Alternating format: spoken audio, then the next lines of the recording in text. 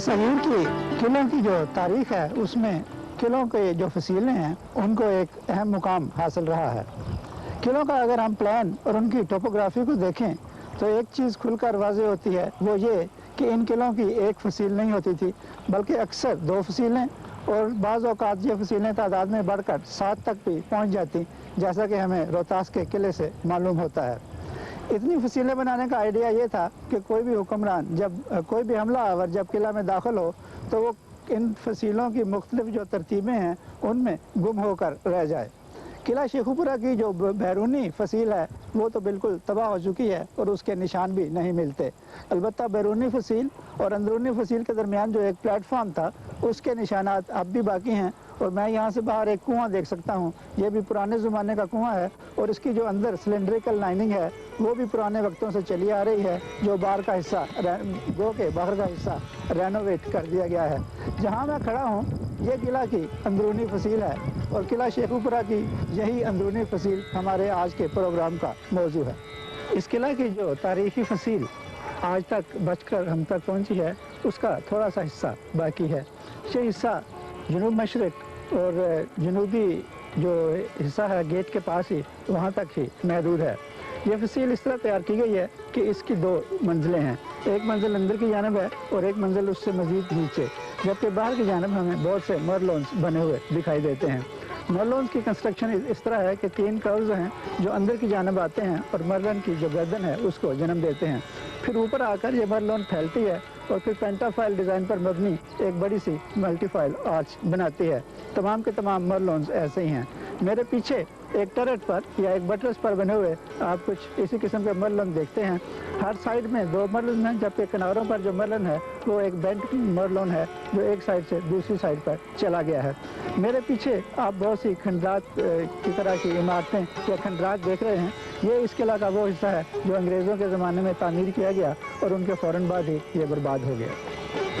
ये मंजर जो आप देख रहे हैं ये जो फसील है ख़ासतौर पर दरवाजे के ऊपर की फसील उसका है और मरलोन की कतार दूर तक चली गई है।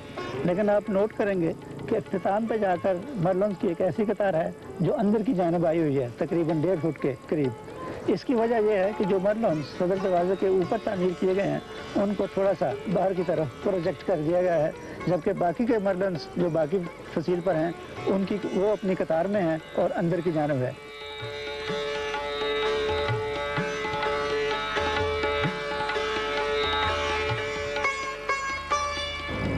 ये मंजर जो आप देख रहे हैं ये किला की जो कदीम फसील है, किला के मशरक़ की जानिब उसका इख्तितामी हिस्सा है। इख्तितामी हिस्सा से मेरी मुराद ये है कि जो असल फसील का हिस्सा बच गया है वो हिस्सा, ये एक नीम गुलाईदार हिस्सा है और इसका जो ऊपर का हिस्सा वो बहुत से मरलोन पर मबनी है। यही मरलन नीचे से एक बटरस की मानद उठते हैं और ऊपर आकर एक छोटी सी टरेट को जन्म देते हैं। इस नीम गुलाईदार हिस्से के नीचे अगर आप देखें तो आपको एक कमरा नज़र आएगा। ये कमरा जो था मुहाफ़िज़ों के इस्तेमाल में रहता और यहाँ ही असला के अंबार रखे जाते। किला के जनूब में जो फसील है वो असल हालत में अब भी कायम है। वो अलग बात है कि जा बजा इसकी हालत बिगड़ चुकी है। सबसे ऊपर इसके मरलोन्स हैं, फिर दीवार की चौड़ाई बढ़ जाती है और जो हम नीचे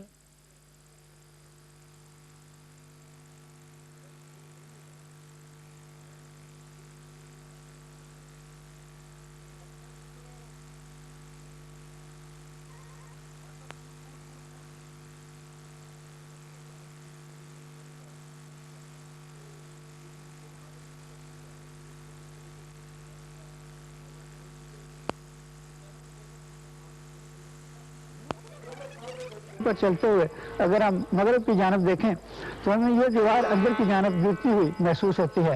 ये महसूस ही नहीं हो रही बल्कि एक्चुअली ये अंदर की जानिब टिल्ट कर रही है। इसकी वजह यह है कि इसके अंदर की जानिब जो कंस्ट्रक्शन थी वो गिर चुकी हैं और इस दीवार का दबाव अब अंदर की जानिब ही है। नीचे आएँ तो आप देखेंगे कि दीवार थोड़ी सी चौड़ी हो गई है और एक प्लेटफॉर्म की माने बाहर को निकली हुई है। इसके आगे जो हिस्सा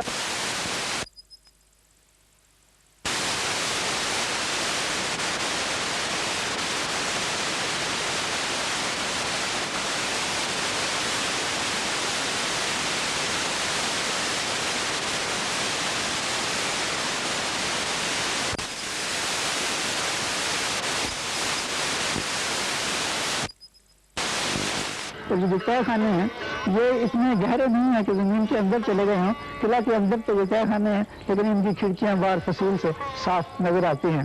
آئیے ان تہہ خانوں کے جو نیچے جانے کے راستے ہیں اور جو ٹرٹس ہیں ان کو قریب چل کر دیکھتے ہیں.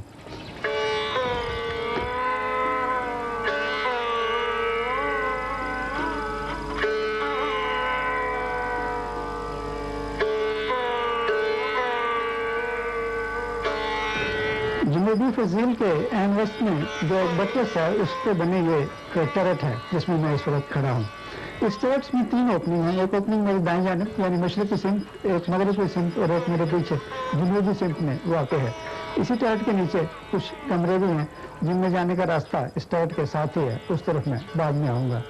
اس ٹرٹ اور اس پروجیکشن کا مطلب یہ تھا کہ یوں ہی ہم ان کھڑکیوں سے نیچے جانتے ہیں تو اس قلعہ کی جو فصیل کا باہر کا منظر ہے وہ ہمیں نظر آتا ہے اور جو دشمن اہم فصیل کے قریب پہنچ جاتے ہیں یہاں کھڑے ہو کر ان پر نگاہ رکھی جاتی ہے اور ان پر حملہ آور بھی ہوا جا سکتا ہے. اس کے اوپر ایک گنبددار چھت تھی جو اب گر چکی ہے اور یہاں ایک امپرووائز چھت ہے جو لکڑی کے شتیروں کی بنی ہوئی ہے.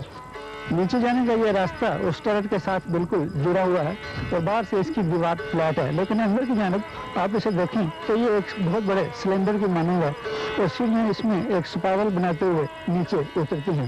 آج کل اس سیڑھیوں کے سلسلے کو حکومت نے بند کر دیا گیا ہے کیونکہ نیچے کے جو کمرے ہیں وہ محفوظ نہیں ہے.